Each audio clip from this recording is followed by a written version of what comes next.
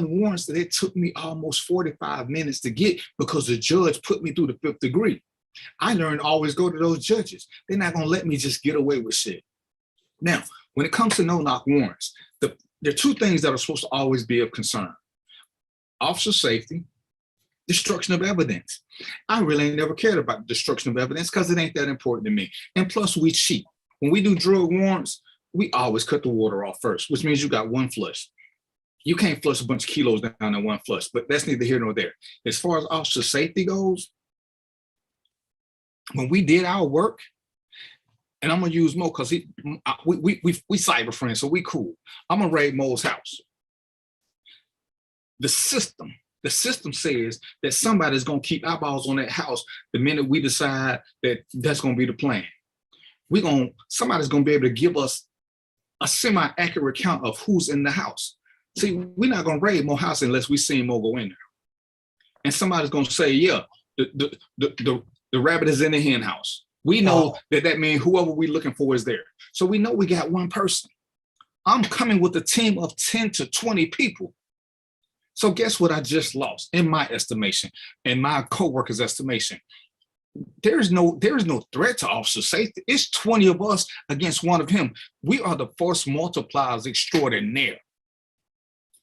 So theoretically, why do I need this no-knock? Now I get the general principle that works if it's just me and my partner and we trying to get Mo, which is stupid because then that goes against officer safety. Because if I'm worried about a gunman, why would I just take one other person? See, at some point, we got to start attacking the system who lets these officers be negligently trained, negligent retained, negligent entrusted. Those are the elected officials. Because just like children, they'll get away with what you let them get away with. If you don't tell your children to go to bed at 9 o'clock and check on them, if they're up at 10:30, 11 o'clock, that's kind of your fault. Well, I told them I thought they knew. Until they show you they know better, you don't just keep giving people that kind of leeway. There's a legal term for that, negligent entrustment. You can't just trust people because they had a class. They have to show you this. So hold on, D. Let me jump in here. I'm sorry, you the host. You cut me off anytime, bro. This your segment. No, you doing good, man. I just got a question for you because what I'm looking for is to get a no-knock warrant. I'm assuming there's some particular criteria that you have to meet. So if I'm going to this house, so, we talking about no-knock warrants and we talking about people have died because the entity inside was not even dangerous, or where the police coming to the home was assuming there may be some pushback, but the entity inside or the person inside wasn't even dangerous. So my question is, what's the criteria to get a no-knock warrant? Because it doesn't seem to fit with these outcomes where people end up dead and they had a no-knock warrant. By the letter of the law, it does fit. By actuality, it doesn't. See, theoretically, when you say anything to deal with drugs, destruction of evidence. Remember I told you, there are 2 basic things you're always looking at: destruction of evidence and officer safety. Because the rule of law is where there's drugs, there are guns. I don't know who came up with that rule, but that's a rule of law, which should be stricken for one simple reason. No major drug dealer, no true drug dealer will have weapons now. You know why? Because the feds will give you 5 years per bullet. Feds. So in my career, when I went after kingpins and the top guys, there were no guns, there were no bullets, because the feds say you don't even have to have them on your possession. They have to be in your vicinity. If they're in your vicinity, you get the time. So using those 2 criteria, I would say based on optics, the one for Breonna Taylor was correct. This last one in Minneapolis was correct, because in Breonna Taylor's instance, we're just using the optics, not the facts. The optics were they were looking for a drug dealer. In Minneapolis, they were looking for a shooter. So based on pure optics and reading, they fit the basic criteria to have the conversation. But when you get to the part about, why do you think this guy's here in Breonna Taylor's situation? He don't have a history of living there. He's visited there, but the last time they say he visited was over a year ago. So how do you get to this point? See, this is questions that not only the judge should be asking, but the team leader of that search warrant. And I hate to make my guys sound like they were the shit, but they were the shit. Before we did a warrant, the team I was on, everybody's job is to prove something is wrong with your warrant. So we got a 30, 40-minute briefing. When you finish a warrant, everybody questioning you. They treating you like a defense attorney. So you got to prove all these facts before the team buys up on it. Because you can't do a warrant just because I'm doing one. Mo got to check yes. Roy has to check yes. Everybody on the team has to sign off on this warrant before we can do it, before I even take it to the judge. Then you get a good judge. Hell, most of his questions should have been asked by the team. But you sit there and say, this is why we're going to do this. Yes, the guy's a shooter. We know he just shot somebody. We suspect, because we don't ever know. We suspect he probably still has the gun on. 9 times out of 10, that's good enough.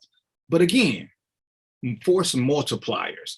If we're doing some law and order shit, yeah. If Benson and Stabler going on a warrant, yeah, they should get a no knock because it's just 2 of them. But then they can't lie and say, for this guy's perspective, for this officer's perspective, it's not officer safety, because then you would have took numbers. But when I take a SWAT team with me, what am I afraid of? They got shields, they got long guns, they got numbers. What am I afraid of? I only did 3 no knock warrants in my entire 20-something year career. One was when they got them boys from New Orleans. Those boys had guns on every table, every kitchen counter. They probably had 40 guns in the house. So yes, we need a no knock, because as soon as they get to it, they're gonna start shooting. I don't care how many people we bring in. This is just what they do. I've seen what they do. They all prepared to die. Yes, we need a no knock. And I'm telling my SWAT guy, one, I ain't going in there because I ain't SWAT, but they gonna shoot. And when they hit, guess what? The shooting started. I was comfortable with that because I knew there were like 20, 30 people in the house, always, and they had guns everywhere. So when we doing this, and especially with this last one, this happened in Minneapolis. How many times does something happen in Minneapolis? It's becoming a refrain. Mo, I know you ain't the smartest guy on the planet, but ain't Minnesota got more than one city in it? It does. Everything is happening in Minneapolis under this same police chief who I told y'all about before.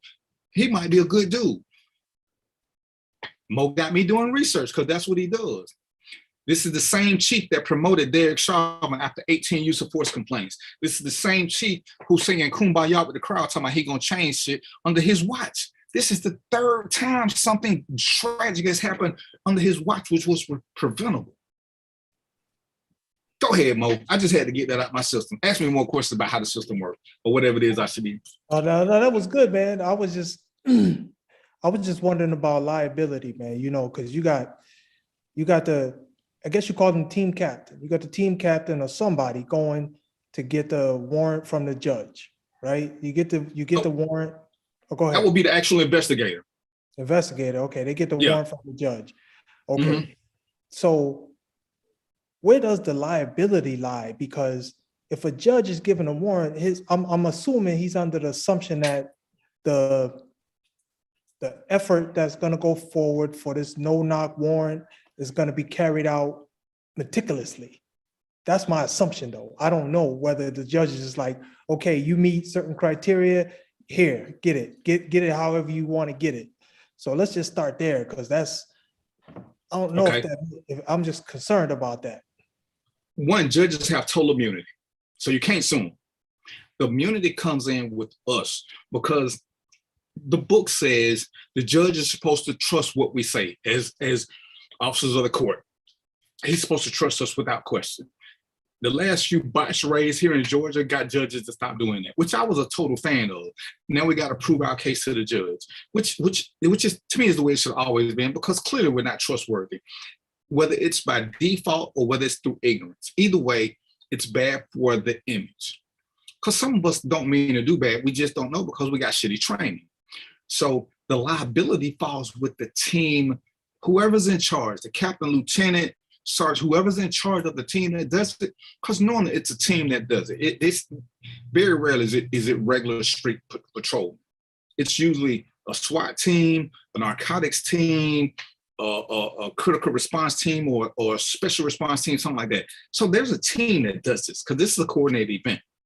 But when the questions aren't asked, when you get cops who are so power struck, I'm a cop, what I say is right, this, and they're never challenged, when their record is never reviewed, when we had a little sheet. How many warrants have you done? How many times was the bad guy there? How many times was what you were looking for there? You got an efficiency chart. Because if you got a habit of telling us bogus information, you get bumped because you can't be trusted. Not because you're a liar, but because you do bad work. You may do bad work because you're a liar, but we ain't even trying to put them two together. We just don't want the liability that comes with it because you're putting people at risk. Because even though we holler police, police, police, and all this other stuff, if you're in your home and you hear somebody knock the door down, them saying police, does that really make you, do you really want to look out the window first to see if there's a police car out there? You're going to grab your firearm and you're going to be prepared for whatever. Because what's the law against somebody breaking in your house and hollering police just to get you to calm down? There ain't one. So nobody trusts that initially, which is why when we hit, even when we hit no knocks, we have to have certain things present. You're going to see lights coming at you. You're going to see, we got glow in the dark stickers that say police or sheriff. So if your eyes can, you're going to see all this. And because we got them shields, and this I know because it's happened before, we have taken around. But the guys that enter with the shields, everybody falls behind them. We don't all run in there together. We go behind them. When they clear area, we go in. We don't go in without something being cleared. That's suicide. Go ahead. So I was just gonna say, listen, there must be, when you get my assumption is when you get and I'm asking for the people too, when you get a no knock warrant, you are probably looking for having an element of surprise on your side. And there's probably some risk level associated with storming that door. Talk about that some. If we're being honest, anytime you bust into somebody's house, there's always a risk level. You can't get around that portion, which is why there's certain states that won't even let you do warrants after 6 p.m. Oh. It sucks, but it's because they want to make sure no kids are present. You can only do warrants, I can't remember the states offhand, but you can only do warrants between 9 a.m. and 6 p.m., period. Georgia ain't one of them states, but I understand it. I don't like it, but I understand it. But as an officer who does due diligence, see, that's one of the things we tried to work around. We tried to never do them when we thought kids were going to be there unless we just absolutely have to. Because you do get those times where the bad guy actually has a real job. Unfortunately, they put their family in the mix. There's something that we had to do in the middle of the night because we want to catch people sleeping. Sometimes we hope that you won't let your kids get in the middle of it. It's always a risk. Anytime you bust somebody's door down, it's always a risk. There's no way of getting around that. So I'm gonna ask a question. I've never been a police, so I'm gonna be real ignorant on this, but I want to ask you, why not focus more on strategy than surprise? No knock warrant seems like it's more focused on surprise instead of strategy, and that's why people end up dead. So why can't we get more strategic? Strategy causes you to have to work a little bit harder. See, and it's funny you say that. We were looking for a group of people once, and I'm listening to them. I'm from the city. I'm working in a rich area, but the people that they're looking for are from the hood. And he's like, well, we can storm the house and do this. I say, well, but that's what they were used to doing because in their neighborhoods, nobody resisted the cops. I was like, these guys ain't gonna do that. I said, listen, right, they gonna come out the house. When they come out the house, they're in that car. All we gotta do is trap that car. That way we don't have to worry about them other 15 people in the house. We know based on our observation, it's 3 bad guys in the house. We've seen 10, 15 people go in. We don't know who they are. A couple of them are women, some of them are girls. This evidence we got is super fresh. It's super fresh. We can get them. Yeah, but what if? And I was so glad, the lieutenant was listening. He said, well, what did you do, Bill? I said, I would let these boys get into that car when we know ain't nobody with them, get a patrol car to do a traffic stop because the time is past and they don't know we know who they are now. I said, but when he get ready to do that traffic stop, let these other 5, 6 cars we got come up from behind and surround and just trap the car in. I don't think they're suicidal. Ain't no hostage to take. 1 car, 3 guys, 6 cars, and a patrol car with 25 people. I don't think they're gonna deal with them numbers. We waited. It took us 2 hours for them to leave, which played into us, because guess what they had been doing in them 2 hours? Drinking and smoking. Reflexes slow. They never even recognized that we surrounded them. They thought the cars pulling over were just, when the patrolman pulled over, it was so weird. He pulled back far enough that cars could get between him and the bad guy. We had 2 cars to get in front of them. They never even paid any of that attention. When we walked up on them, they was just like, what? No muss, no fuss. But it requires a little bit more work. Cops are lazy. Ain't no getting around. And if you got a supervisor who lets you be lazy, why wouldn't they? So let me ask you this, because you've been there. I just need to ask you this though. Is it lazy or are they busy and overwhelmed? They lazy. See, I've worked with great cops. I've worked with some super great cops, Black, white, Hispanic. They don't, I ain't gonna say we don't take shortcuts, but when we take shortcuts, they're not shortcuts of convenience. They're shortcuts because we know something. It's like, well, why you ain't do this? Because this is what I know. So yeah, this is why I took the shortcut, because we got the straight path to walk. Yeah. But the straight path is gonna take 10 minutes. We're gonna cut 2 minutes off because I know this is already here. I know this. You know, some took a little bit long. We did I hit up on the guy's truck one night because it was easier to catch him coming out of Waffle House and then go to his house than to let him get to the house. Yeah, right. Most people in Waffle House ain't armed. And we drove up. I rolled out the car, rolled up under his car. The other cars just went and parked somewhere because you don't want to put all these strange cars around the car in the middle of the night at Waffle House. And they was like, what you gonna do? I said, shit, when he come up on the car, I'm gonna act like I've been sleeping up on the car. Y'all just gonna walk up because y'all gonna see him coming out. When he come out, y'all gonna walk to a Waffle House.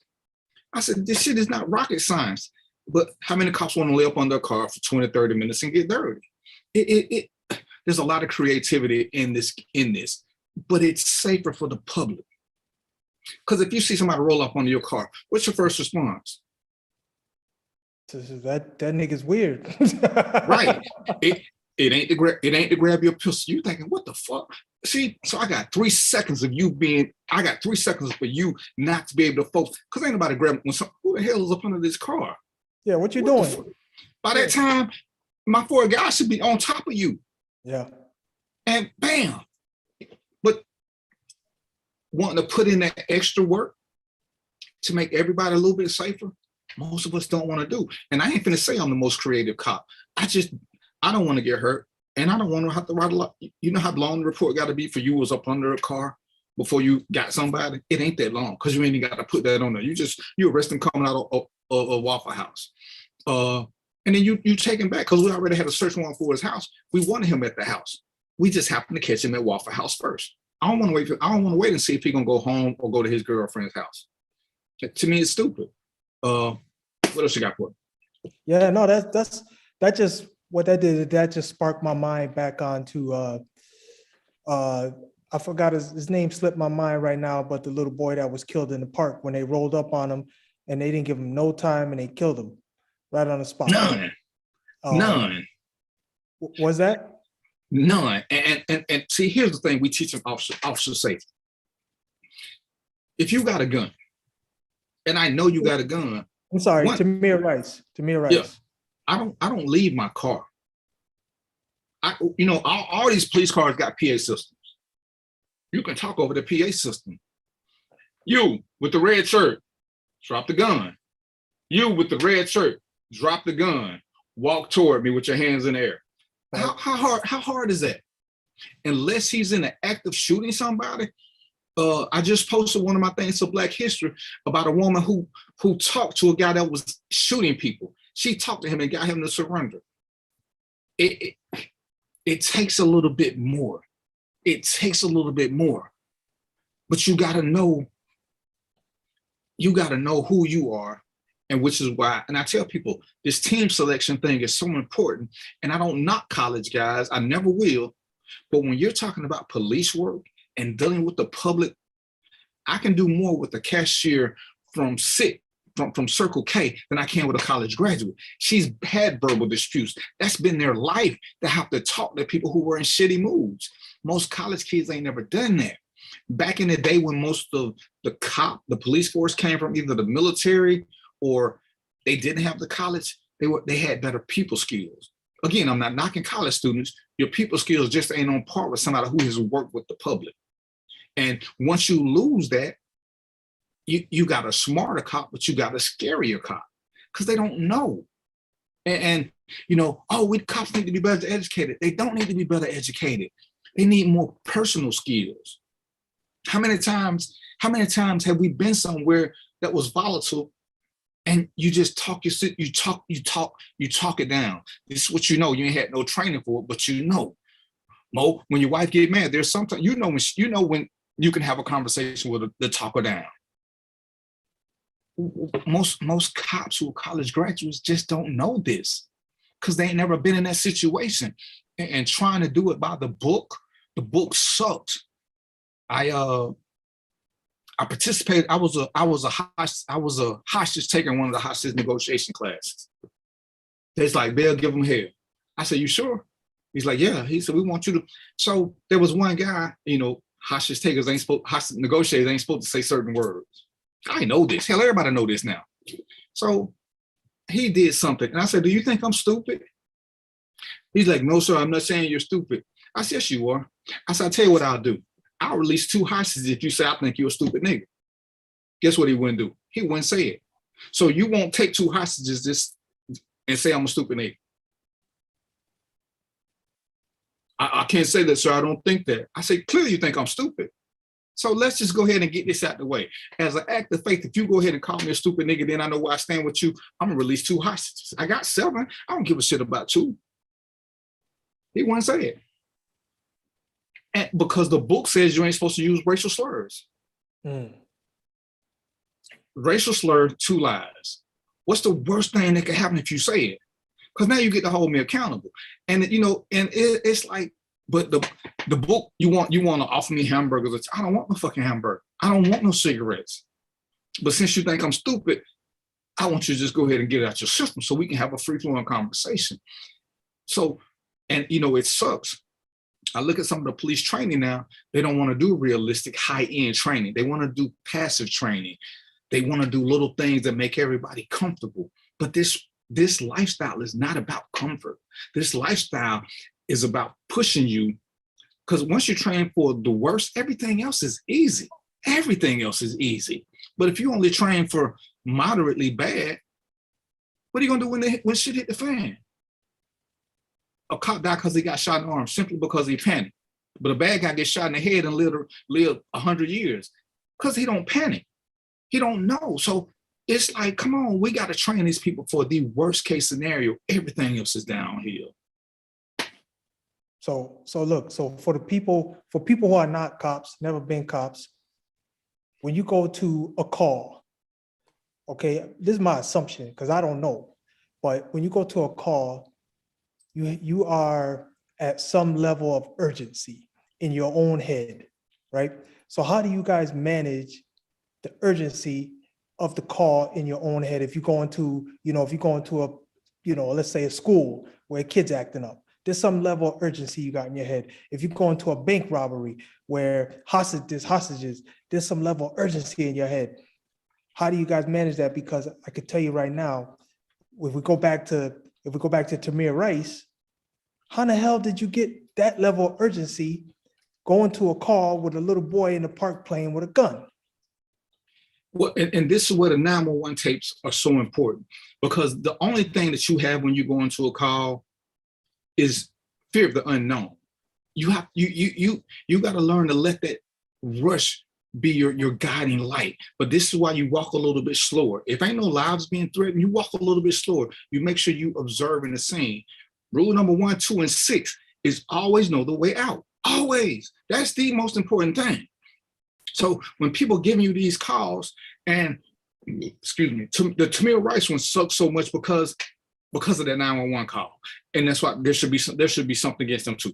But once the officer got there, first thing you do is assess the scene. Exactly. From a point of safety, which is in your car, or you got the engine block between you and something else. If they're gonna shoot you, make them be a super fucking sniper. So when you get them, like, okay, you get a call, and give me something somebody will call 911 so I can give you better, because some calls you get, you don't think twice about it. It's like, yeah, whatever, it's gonna be a 3-minute call, let me get away with this. So give me a situation where somebody call 911. My boyfriend beat me up. All right, domestic violence. The rules are 2 people. 2 people. We need 2 people just so we can separate the 2 when we get inside. Okay, so what we need to do is understand, and this is why I hate when they try to force us together without training, because me and you gonna go, Mo. But Mo, if you don't know what to do once we get inside, Mo, whoever's the best fighter is gonna take the guy, because we're presidents like that. So we're gonna just say, for shits and giggles, I'm the best fighter. So when we get in there, I'm gonna get the guy. I'm gonna take him to the back room. When I get him in the back room, I have got to stay in the hallway. You have got to stand in that same hallway so we can always see each other. I don't give a shit about them. We need to always be able to see each other so you can tell by my motions. Because if I start backing up, that means you know he coming. He ain't sitting down. If she started walking toward the kitchen and get a knife, I can see you moving toward the kitchen to block her off. So we got to have this done between us. This is where the fear factor comes in, because if you place yourself up against a wall by the door where I can't see you, I got to try to listen to you, and I got to try to listen to him. It won't work. So now when something happens, I panic. Somebody drop a glass, I think it's a gunshot. All hell broke loose just because we lost visual contact with each other. And this is where the training scenarios are so important, because we got to put you through worst case so that you understand this. So once we can get, if we can get the people situated, and we're gonna know that within 2 minutes when we get the living room. 2 minutes, we're gonna know it.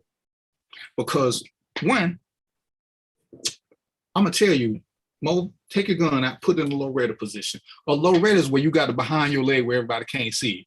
But shit be going on, I need you to get these shots out. The reason mine ain't out is because I want them to see me as friendly when I first walk in.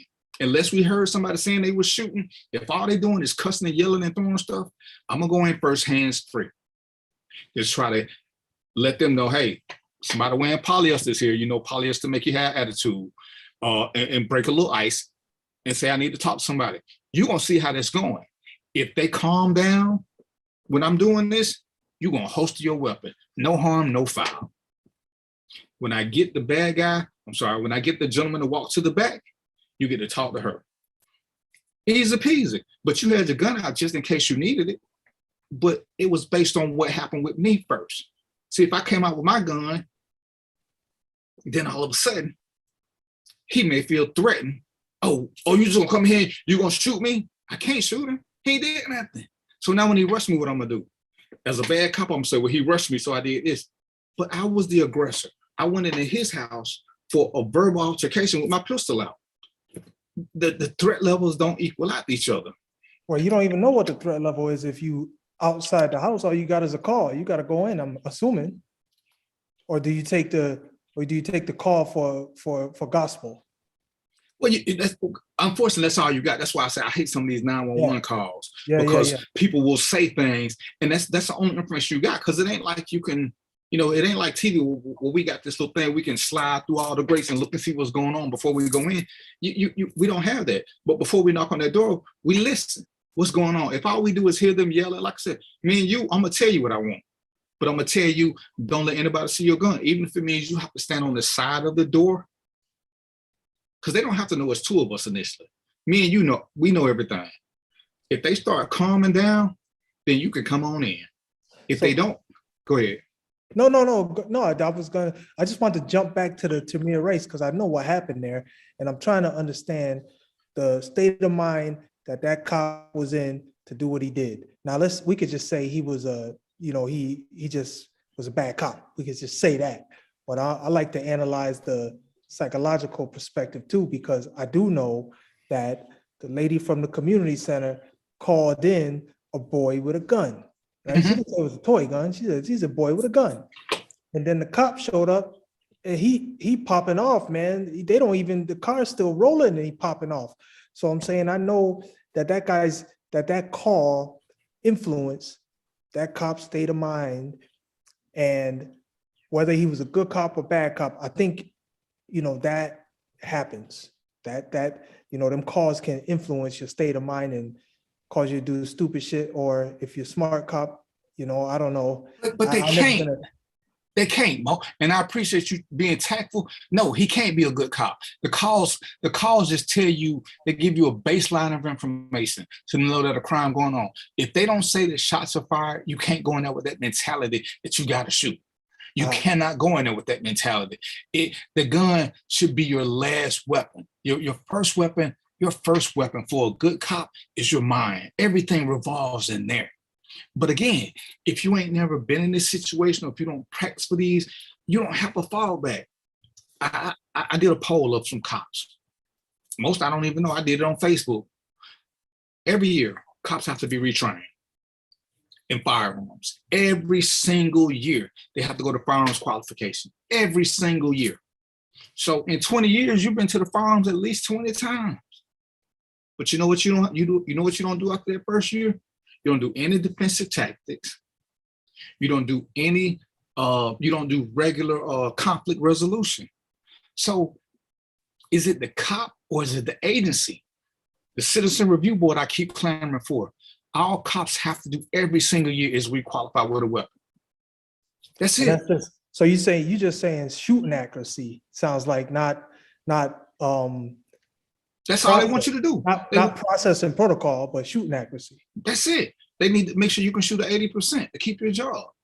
Nothing else. So what are the agencies training cops for? See, and that's why I said it's some shitty cops, but it's more shitty agencies. Because if you're not training somebody, if all I'm training you on every year is shooting, what are you gonna do when somebody walk up to you? I ain't trained you on hands-on. I ain't trained you how to de-escalate. I ain't trained you how to get cover and concealment. I ain't trained you to put the car between y'all or to put a barrier between y'all. I trained you to pull your gun and shoot. So under stress, what are you gonna do? You're gonna do what you've been trained every single freaking year for. Whose fault is that? That's the department. That's the police chief. That's the sheriff. That's the governor. That's the mayor. All these people who get to see what your training is, who keep saying, oh, don't worry about it. With all the stuff we've been had going on over the past 5-10 years, the training ain't changed.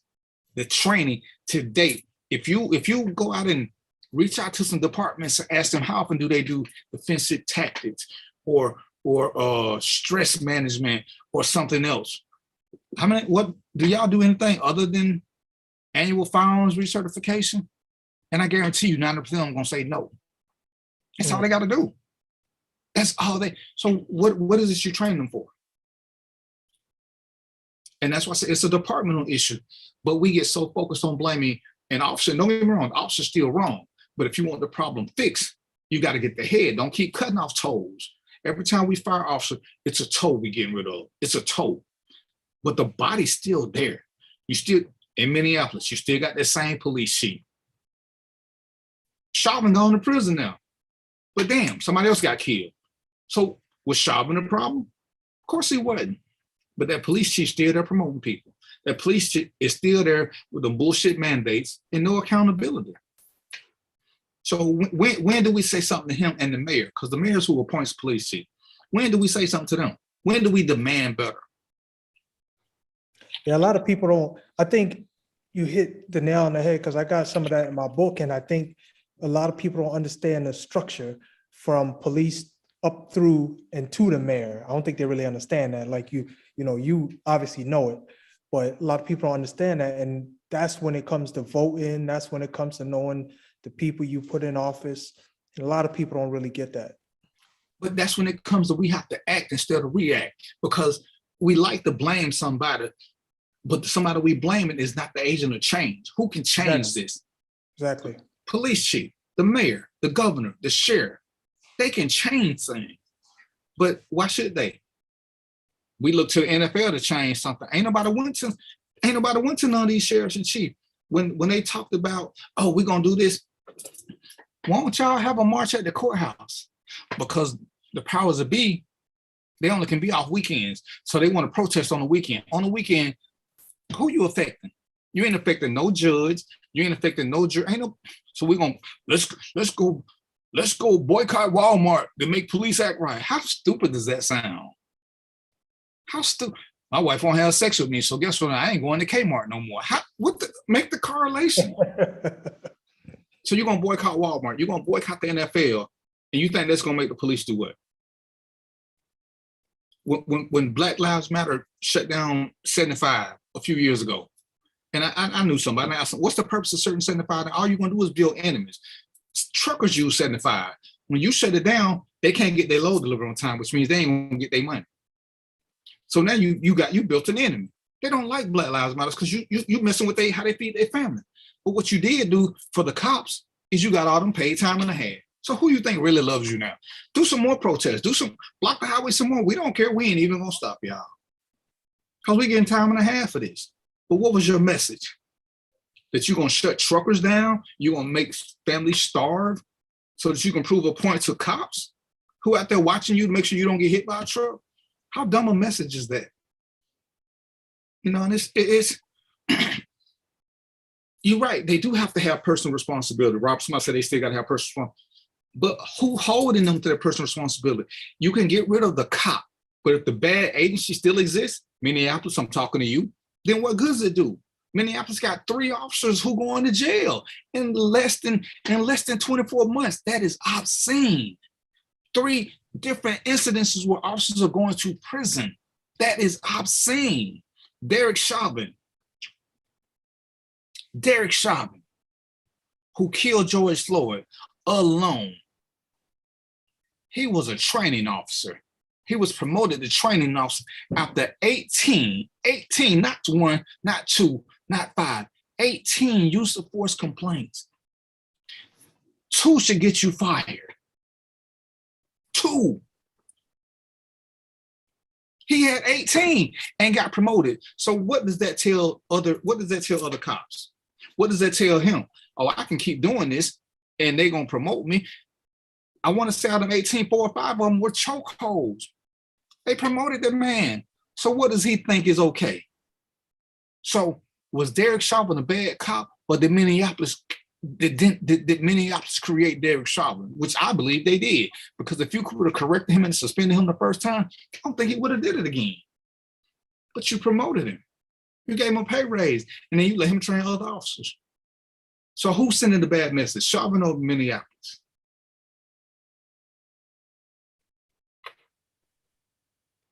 Let's see. Wanda says, change will be limited by experience, innovation, and advanced training of police chief.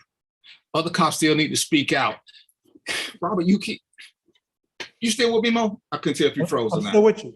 We keep saying other cops need to speak out. I want you to stop saying that. Most of this shit is not happening around other cops. Like not you, Robert, but like your pedophile uncle ain't doing stuff in front of everybody. Y'all keep saying cops all know this. If you look at the number of cops who go into jail, the number of cops who come into court to testify, when cops find out, we want it fixed. Good cops don't want to be associated with bad cops, but people believe this so much, they promote this blue line shit, that they let shit happen to them because they think ain't nobody gonna do nothing. Most cops who get sent to prison is because somebody came forward with evidence. Not, oh, he spoke to me, don't nobody care if he said some bullshit to you. If he put his hands on you or molested you, if you give us something, good cops gonna make it happen. But people believe this, oh, no. Look at all the cops who going to prison. Look who's standing up for him. Nobody. Did you see all the cops who testified against Chauvin? Did you see all the cops who are there to testify against any cop that come on trial with some BS? But Black people will still keep saying other cops need to speak. Ain't no other cops around. When there are other cops around, it's a clique of them doing it amongst like-minded people. They ain't doing it with people who they think gonna tell. No more than when you were a friend who liked to steal. They ain't gonna steal around everybody because they know somebody gonna tell. They pick the friends who are like-minded. So quit thinking that all we can do is say it's wrong, but y'all gonna say, oh yeah, you know, that blue line, all cops stick together. I've testified against 3 cops because somebody gave me direct evidence of their wrongdoing. I went and verified it, sent it to the GBI so they could come in and do their thing. All GBI had to do was talk to the people that I had listed. But when somebody said, oh, so-and-so did something, you got to give me something. Oh, well, he called me an MFer. Okay, ain't nothing I can do about that. Your feelings hurt. This shit is going to happen. How did he violate your rights? What did he do to infringe upon you? I ain't run that light. He just got me because I was black. Okay, I'm with you. But what did he do after that? He gave you a ticket. That was all he did? So you don't want to pay a ticket. I can't help you. I had a friend call me and told me about this cop who pulled her out the car at a red light and was doing this and doing that, crying and everything. One of my friends brought her to me. I said, you sure that's what happened? She said, yeah. I got connections. I pulled the videotape. Slim is at a red light. It turns green 3 separate times. This cop is right behind her. He's filming the whole thing. He done cut his lights on. He done honked his horn. She ain't moved yet. He finally gets out of his car because he lazy. He don't want to do nothing. He just want to go through the light. He got his body camera on. She like this. He knock on the glass. He asked her to get out. I'm not getting out the car. Ma'am, I need you to step out the car. Wow, what'd I do? Ma'am, the light done turned green. That damn light ain't did nothing. You just want to harass me because I'm black. I said, did you know he was filming the whole thing? You know what she said? He didn't ask me, could he film? And, you know, people will complain about shit. Bad cops got to be taken off the street. But every bad incident that you have ain't because of a bad cop. Sometimes because you're doing dumb shit and you ain't getting officer friendly. I can't fix those cases. Have I abused my authority? Yeah, I probably said some words to people I shouldn't have said. I left a crime scene where a 4-year-old got raped by a 40-year-old man. A guy run a light in front of me. I just want to give him a ticket and get the hell on. He want to read me the riot act about what I could be doing. You're right. I could be doing something else, but you chose to run this light in front of me, little bastard. Yeah, because I want to get to the hospital so I can take care of this, but you want to do this. And then people, oh, see, you ain't professional. Listen, pick your poison. Are we always the most professional people? Absolutely not. But are we violating law? Are we violating your constitutional rights? That's all I'm looking into. Whether you are happy or not with the way it turned out, I ain't got nothing to do with that. Go ahead. Shop had other cops standing around. They did absolutely nothing. They are criminals as well. Just like, see, Robert, see, you talking emotionally. I just told you, Shop got 18 complaints. He is a field training officer. All those guys were trainees. You know what you do when you're a trainee? You do what your field training officer say. And if he can sit back and tell you that he had 18 complaints about use of force, what are they supposed to do? What are they supposed to do? So let's talk about what you said, responsibility. We all saw the Chauvin tape. The only somebody who really said something was that little girl. You got an MMA fighter standing there, he didn't do shit. You got grown men standing there not doing shit. But, oh, we're going to fight to protect ours. Did not one of them cops have their hand on their gun? Not one. Nobody felt like they should just go in there and knock him off that man. You watching the man die and you cool with just watching it and filming. See, that's why we ain't shit. We watch. You an MMA fighter? Look at all of them cops and tell me who was the most threatening. Not one. Not one. And didn't nobody, all these warriors and African kings and shit, did not one of them say, let me just go jump. Hell, if I got to go to jail to save a man's life, that's what I'll do. See, so when we talk that good game about what we'll do for each other, we know we're full of shit. Mo, can you just sit back and let a man die in front of you and not do something other than say, hey, could you get up off his neck, please, sir? I think he's having trouble breathing. Yeah, a little girl stood up for him. A little girl. Yeah, I think Go ahead. my wife would end up being unhappy with me that day because I would probably put my life on the line and try to help out, and maybe it wouldn't end well for me either. But that kind of situation is that's a really touchy situation. But it'd be difficult for me to stand there and do nothing. And I don't want to change the show too much till I don't get none of my other topics, but it goes to show every time a black man is in trouble, and this ain't what the show is about, but this is to prove my fucking point. Every time black men get in trouble, it's women who there to stand by us, but we don't do the same for them. We stand there and watch each other get abused. Now, Robert saying the other cops should have did something. Don't we as humans have an obligation to protect our fellow man? I am my brother's keeper, but we don't want that. We just want to sit back and complain about what ain't right. Go ahead, sir. I'm sorry. I just want to add, man, to that what you're saying, because when you become part of an institution, I was in the military. Military is an institution, police is an institution. When you get part of an institution, there's rules and bylaws that you abide by, that you get drilled into your head that you must follow. That's what those guys was doing. But and see, what branch were you in? I was in the Air Force. Okay, you were in the Air Force, so you know this better than most, because I was in the Air Force. See, in the Army and the Marines, I ain't sure what the Navy say, they tell you to follow the last order given. The Air Force tells you to follow the order that makes the most sense. Yeah. You don't have to, just because somebody come tell you to do something, if it don't make sense to you, you ain't got to follow that one. Whereas Army people, and it's a difference. So when we're doing this at some point, because we're all trained, but even then, what have we found out about the military? If something is done in front of good officers, they will come, good soldiers, good airmen, they will come forward and say something, because they don't want to be attached to that. Look at what happened to these little SEALs, because somebody came forward. All these little specialty groups, because somebody came forward. See, when we keep saying we want to do better, but we don't do no better, people can keep disrespecting us.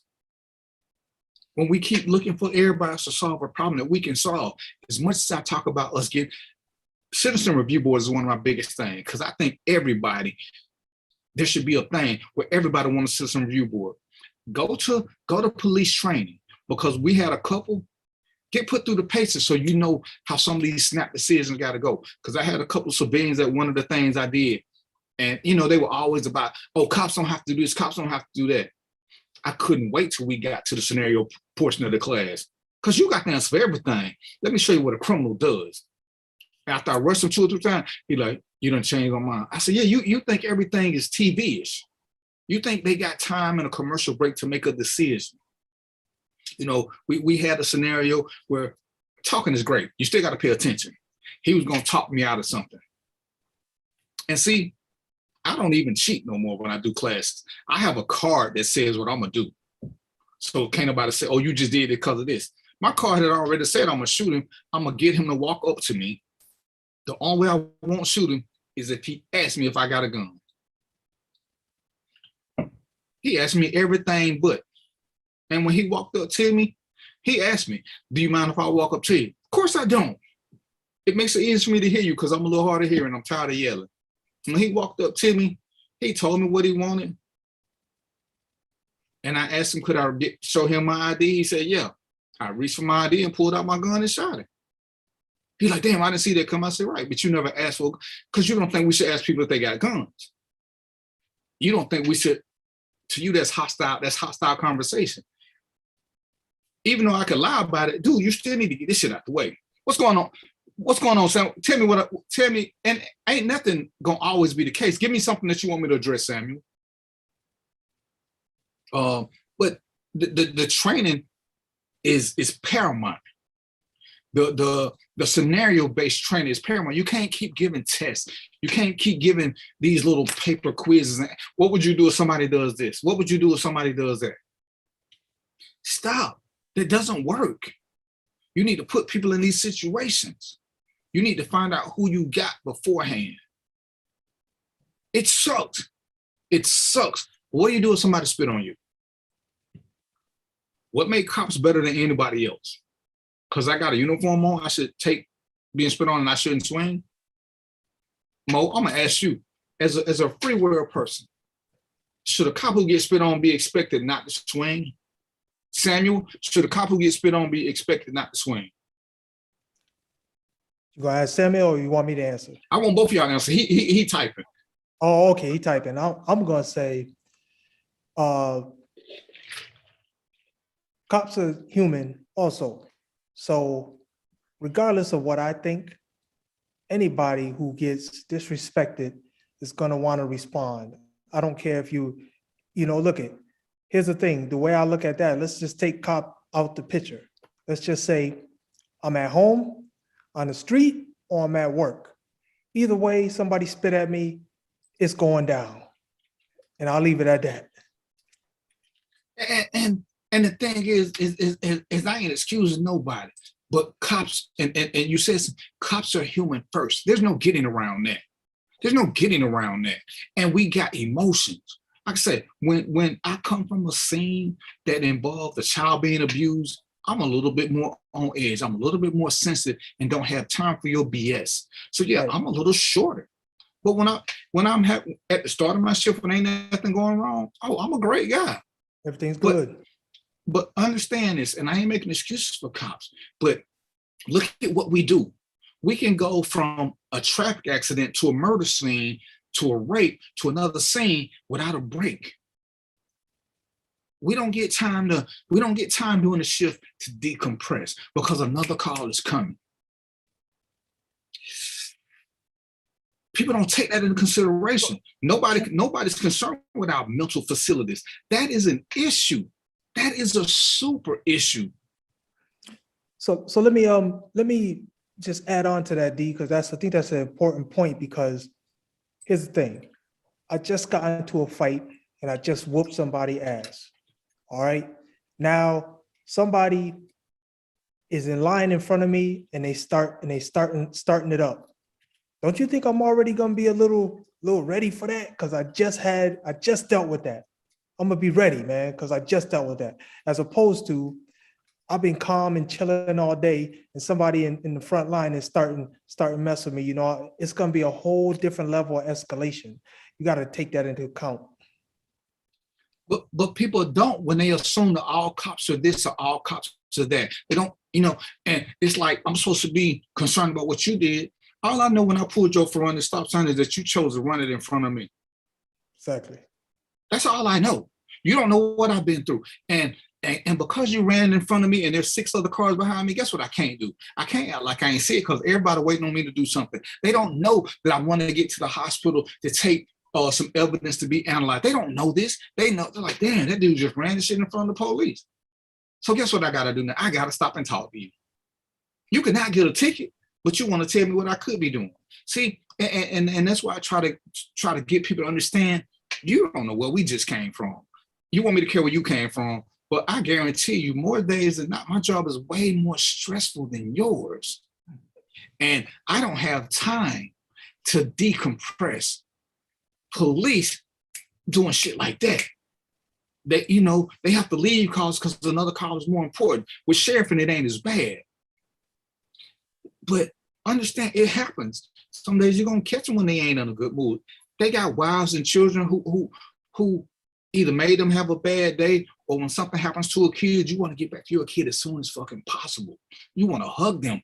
But damn, you got 6 more hours on your shift. See, when you at work and you don't want to play no more, you can just say, hey, I don't feel good. But what you just say about the military, we a team. I don't want to leave my team short-handed, even though I want to see my family. When you join the military, you join the force, your family becomes second. As much as you love them, you realize you have an obligation for those that take it serious. For those of y'all who just going for the GI Bill, y'all in it for the wrong reason. But when you join the military for the right reasons, you take it serious. Go ahead, sir. No, I was just going to add to what you're saying, because there's a phase that everybody goes through in basic training. And during that phase of basic training, there's a mental aspect of basic training, and you get basically converted, man. You get converted, man, and you become one with your unit as opposed to individual. And that right there is very drastic, is serious, man. And it's like, you don't just necessarily think about yourself anymore, just by yourself. Right. And that's part of it. And Samuel, I'm not arguing with you. I'm just saying bad cops like to do stuff with other bad cops. So without knowing the whole situation, I can't say it. And should they speak on things? And that's what Moy had asked me about this before. And a couple other people, they'll inbox me shit. They're like, why you don't say something about it as soon as police do something? Because I never will. I want to collect more information, because what you see ain't always the whole story. What you see is what they're shown. Take a week or two. You got time to let them get evidence in, and then you can make an informed opinion, so you don't have to keep changing your mind. But if you see something, there are lots of things that I've seen that at first sight were wrong. Then as I watch video, I see something totally different because I got time. I'm gonna see if I can. There's a video where a cop shot a guy. You gotta watch it really quick, how quick that guy got that gun out. But nobody else can see it. You only see it in slow motion. Luckily, the cop was quicker than he was. But no, why? But soon as the cop shoot him, when he fall down, the gun fall off to the side. The only way the gun will fall off to the side is if somebody's already trying to get it out. Because if it's in your waistband, it's gonna fall down with you. But everybody wanted to prejudge him because they initially didn't even see what was over there. You got to watch like the third running of the video for them to go over there and show you it's a gun. The shooting of the girl with the pink on, where everybody was like, oh, that also was fucking Billy the Kid. He saw that knife. Nobody else saw that knife. That's a great damn shot. Oh, he could have did this, he could have did that. Clearly, y'all ain't never been around a knife. I guarantee you, and I do this at the academy, I'm held with a knife. At 21 feet, there's nothing you can do to stop me. Nothing. Shoot him in the knee. Stop with the madness. Stop thinking cops are TJ Hooker, all this bullshit you see on TV. That's not real. It's not real. And when you go to the range and you practice all this stuff you practice, and I ain't knocking you, I tell you what I want you to do, because I had to do this with a couple of my friends. Go with a person. When you put your target up, tell the person to give you time and move the target. See, when I tell you, this is what the mind does. That target is the same size at 25 yards that it is at 3. The bullet going the same place. But when I move that target and tell you got 2 seconds to get 3 rounds in, I guarantee you ain't hitting center mass like you claim you was. And all I'm doing is moving the target. I'm adding a little bit to it so that your mind has got to process it. Slowing your steps down. Now you can't sit back and be like, you can't do all of that. That target coming. You got 3 seconds to get off 2 rounds. You got 2 seconds to get off 3 rounds. You got 4 seconds to get off a headshot from a moving target. Go ahead and shoot where you think the leg is. I bet you won't be able to do it. So, I hear what people saying, and I know they mean well. But this is why I say we got to be more active. We got to stop trying to avoid jury duty. We got to stop waiting for somebody else to come save us. Like I said, when you told me about this book, let me show this book one more time. I started reading the book. I wrote the brother and told him, hey, man, there's some things I love about your book. There's some things I think you got dead wrong. You know what he said? Hey, man, critique it and give me what you got. He didn't sit back and try to explain nothing away. This is where grown people have conversation and dialogue. Let me critique you and tell you not only what I think is wrong, I'm going to tell you why I think it's wrong. And we can take that information and process it. Every somebody who doesn't agree with you ain't in conflict with you. They want your shit to be better, but you don't realize that. You think everybody's trying to upstage you. We got to stop that. I'm telling you how to make the police system better. Part of the reason I'm late for this show, I got another job. I'll tell you about that later. But guess what they had me doing? They had me hunting down victims. Victims. So that they could get proper justice against the offender. That's some real good shit right there. We know what the bad guys, but we don't know how bad this victim got hurt, because somewhere or another we lost touch with them. Either they got another phone number, they moved, whatever.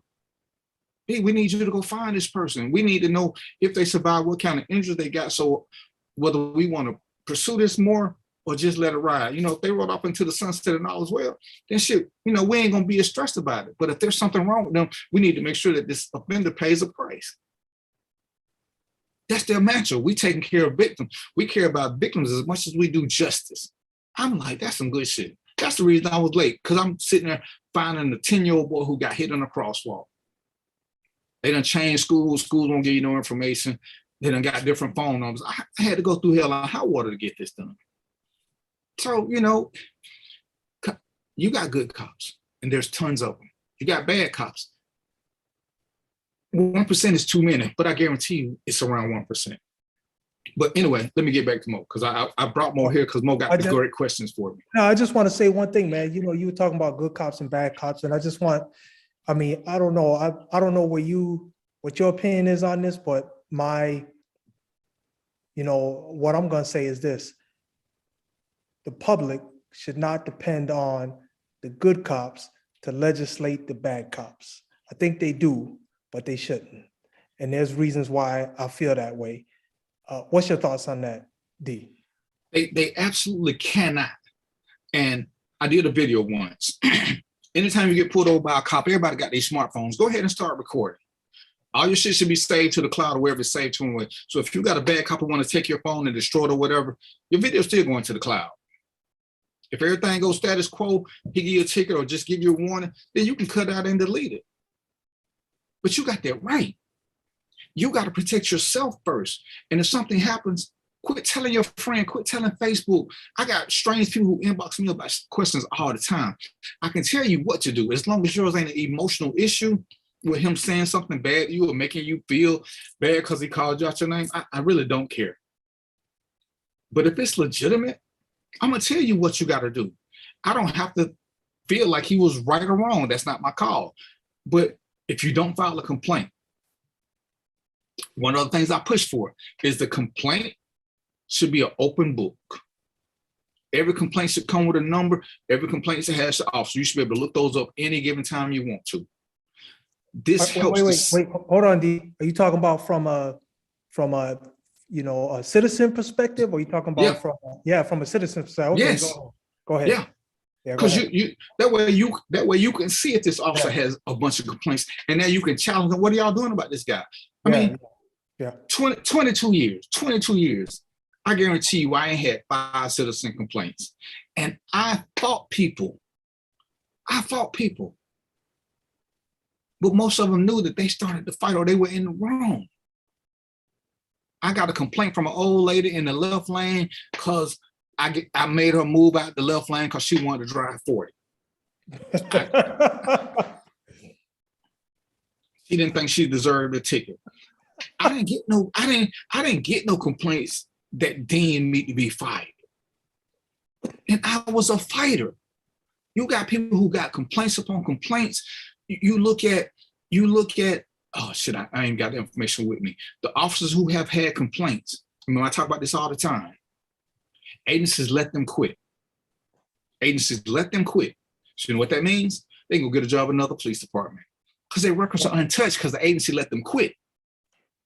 Speaking of that, let me just add a comment to that. Yeah, so I was thinking when you were saying that, I was thinking about the officer who killed Tamir Rice. He did exactly that. He went from one police department to another police department after that incident. I know it's in your book. Yep. And I told people this happens far too much, which is why the system for the system to work accurately and effectively, quit crying. Every officer who's involved in something should be put on administrative leave. They have to be put on administrative leave. It's due process. See, let me tell you what administrative leave does. One, it eats away their leave time because they're going to get paid if they got leave. It eats it away so that when they leave, you can't stop them from getting a check. It's just a law. But they got to go through an investigation. See, some departments they now have a clause when you leave. They retired. They doing like the military, retired and pending investigation. So now anybody can see that. So now when they go to another agency, that's there. Oh, because understand this, they don't have to accept your resignation. You can quit and do all you want to. They don't have to accept it. They can still continue an investigation, which is something that should be mandatory. No cop should ever be allowed to quit while under investigation without a penalty. If you quit on the investigation, it should be the same penalty as refusing to give a breathalyzer test. Your credentials suspended, period. Your suspense. Robert, you keep wanting to do everything else. Who's responsible for you and yours? You ain't dependent on nobody else. Everybody want to hold the police more accountable. Police are people. Guess what people do? They lie. They lie. Pastors and the clergy take oath. They still do stuff. At some point, you got to take care of yourself. See, I got time. I pull Mo over. All right. Mo started talking. I slapped Mo. Yeah, I done took an oath. I slapped Mo. Mo be like, man, that shit was wrong as hell. Mo call his mama, tell his mama, he tell his baby mama, he tell his cousin Rico. What does that do? Nothing. What does it do? Mo, why don't you file a complaint? Man, they ain't gonna do nothing. So guess what? The police warned that one. I'm sorry. The bad cop warned that one because Mo chose not to do anything. Ain't nothing no good cop can do about that. And when Mo tell me 2 years later, when I tell him, man, all I can tell him is you should have filed a complaint because 2 years from now, it's too late. Robert, the oath don't mean shit. People can swear all day long to anything. And now you want to hold them to that. People take an oath to tell the truth in court and they lie all the time. See, we keep wanting to defer personal responsibility and accountability. See, how do we get respect? We demand it and make people show it to us. But just saying, oh, you got to respect me ain't never worked. I'm sure, I've been in the military. I'm sure there were people who outranked him that he had no respect for. Absolutely. That rank don't mean nothing. And Mo took an oath to obey his supervisors. What does that mean? They're words. At some point, you have to be accountable for what you do and what you let go on. You can't keep sitting back hoping that you get a good cop, which is why I tell everybody, film it when you get stopped. Cut your shit on. All y'all got these high-tech devices. Start filming it. Hell, if you want to go live, go live. I don't care. Film it, though. If everything go according to plan, delete it. But if not, you got evidence. Because see, what happens is too many times, and I know this because I've been on what do you call them? Use of force reviews. Too many times, the video shows the person is way more aggressive than they claim to be. Again, it's like the question with spitting. If I'm sitting there talking to you and you say something and then you get out my face and I pepper spray you, all you're gonna say is, oh, he pepper sprayed me for no reason. All I did was run a stop sign. That's why most agencies are making cops with body cameras now, because all the cops weren't bad who were being accused of being bad. They were pushed. Oh, you're a cop, you should be used to this. Ain't nobody, there's no training to be spit on. I can tell you that. See, we get hit with tasers. They don't shoot at us, but we get hit with them tasers. You get hit with a baton. You get pepper sprayed. There's no spitting. There's no spitting. So when you sit back, the oath only means something to those who take it seriously. The 1% that don't, you aren't gonna know what they look like until they don't do it. But to sit back and think that all cops are gonna be above reproach is like sitting back thinking that no matter what church you pick, they're gonna always be doing good. At some point, you gotta realize that's your insanity. That's you wishing on that. There are ways to hold them accountable. The camera. Asking somebody, quit telling your friend. Like I said, I got total strangers who have inboxed me stuff. Shit. I think me and Mo met talking about some police stuff. This is how you meet people. But tell somebody who can give you good information as opposed to your cousin, baby mama, who just gonna bitch with you. To change the system, we gotta be our own agents of change. You gotta know how to do it. When you start voting and complaining, as we start off talking about, one of the things I said before, with all of these cases, whether somebody died, whether an officer got off, we all say their name, say Tamir's Wright's name, say George Floyd's name, say this, but we don't ever say the judge's name who didn't do nothing.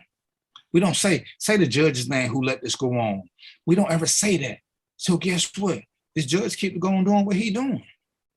That judge in the case up in What was the last shooting with the little white kid? You know what I'm talking about? That crossed state lines, Kenosha. I think that's where it was. That judge got. I got his face in my head, but I can't remember his name, man. Right. that judge had a history of doing crazy shit and was pro-white, but he'd been elected 6 times. Whose fault is that? Whose fault is that they get what they get 6 times? Kenosha is a black community. Look it up. But 6 times he's been elected. So listen, I agree 100% with you on that, but I could tell you, I know for sure part of that is trickery and foolery, and the fact that, you know, we didn't investigate to find out what we're doing, because I had to go through them voting forms, and that shit is atrocious, man. I'm gonna tell you right now, it's atrocious, and it's set up like that on purpose. But let me just say this. How much time I got? What's atrocious is the faith we put in elected officials and activists. I ain't gonna never like Ben, whose last name rhymed with Trump, because they sell you a bill of goods. Yep. They sell you a bill of goods. He got the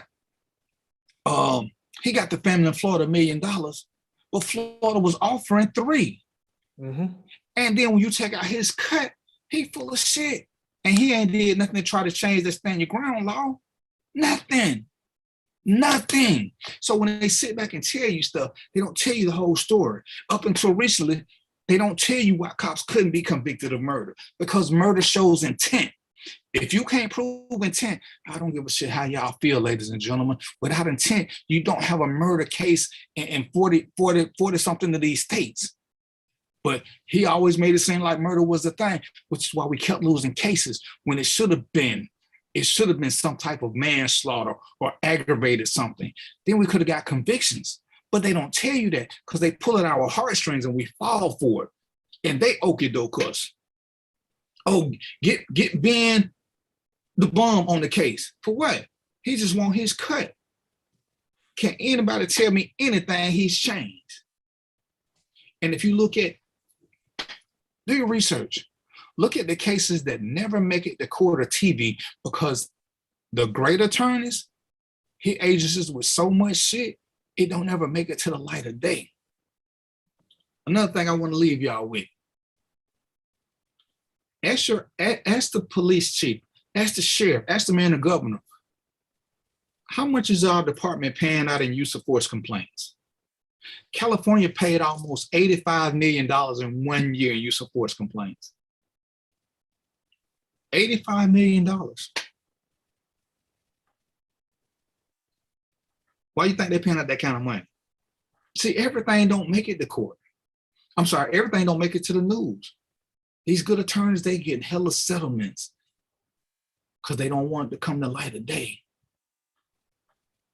You look at what the George Floyd family got versus that white girl that got killed in Minnesota. That wasn't racism. That was classism and a shitty attorney. The white woman who got shot running toward the police car, she got 3 times as much as George Floyd did. You have got to be shitting me. Where they do that at? But don't nobody even remember that case. Don't nobody even remember, because they never came to light with it. You had to know where to look to find the settlement. It wasn't televised. There was no torture, nothing. But being threw out a number out there and everybody said, yeah, we doing better now. Anybody been to jail for Breonna Taylor yet? Mo, anybody? No, nobody. Anybody been indicted yet? Nope. Where is Ben? Where are these actors? I'm sorry, Mo. Where's number 7? Where are all these people who claim to be trying to make us better? Where's Al Sharpton? Where are all these people who want something from us, but they only want it when the camera is present? Rittenhouse, thank you, Sam. You're the man. But this is how we get bamboozled, hoodwinked, and led astray, because people will tell us and sell us a bill of goods. And don't get me wrong, ladies and gentlemen, you can't put a dollar amount on a life. But one something I've learned from the other group of people is you can't do, once the life is taken, you can't do nothing. But the rest, you might as well get generational wealth from it. We're the only ones that don't get it. We just go mope, or we call somebody who's gonna get 2/3, they're gonna front us some money and make us pay that back at 22%, and then they get a third, then they get cost for speaking. Look at his contract. Ask anybody who ever represented why you don't ever see them talking good about him. That's all I'm gonna say. Damn, I can't believe we talked about this for over an hour. What you got for me, Mo? Well, there's a lot of questions out there, and people don't understand the protocols, and they make a lot of judgments and assessments without all of the information. See, somebody like you that's been on the inside is a wealth of information because you can set the record straight. There's a lot of things that happen that people don't understand. I think we might want to touch upon some of those things just to bring people up to speed. Ask questions. If you guys have questions, ask questions. We got a trust right here. We got somebody who's been on the force for a while here. We can talk about that, what happens on the inside, because those stories don't get out, man. And I can tell you just one of the things I wrote about in my book. There was a guy, was a police officer, a new police officer, came on the force, man, got assigned to this team. White police officer got assigned to a team, other white police officers, three other white police officers. And they treated this guy like a second-class citizen, man. They tried to get this guy to do anything and everything in the book. And he was confused. He wasn't sure if he should do it or not. In the end, he kind of did. But then later on, he felt guilty and he filed a grievance against those guys. And I'm going to tell you right now, those guys treated him just like he was a black man after that. They death threats to everything. It was pretty crazy, man. So, if you think you know what goes on the inside, you might want to think again, because there's a lot of things that happen that we have no idea. You need somebody like Darren, been on the force, seen it, done it, that can give you that information. And the thing is, I ain't exposing nothing. I'm telling us simple stuff. Like I tell people, the law ain't that hard. But this is what we're going to do. If everything go according to plan, Mo, take 6 weeks. Ask questions, get you a list, and we're gonna do a follow-up this in 6 weeks. And I'm gonna let you be the host. I'm just gonna answer questions, because this is something. And Sam, if you want to come, because what I want is, and I told Mo, sometimes I talk too much from one perspective. I need your questions to know where the confusion is. Because yeah, even though I've been black all my life. I was on the cop for 22 years. I don't do a lot of shit to get police attention. And I don't know a lot of them people because I don't want that shit. And as I got older, I became even more away from it.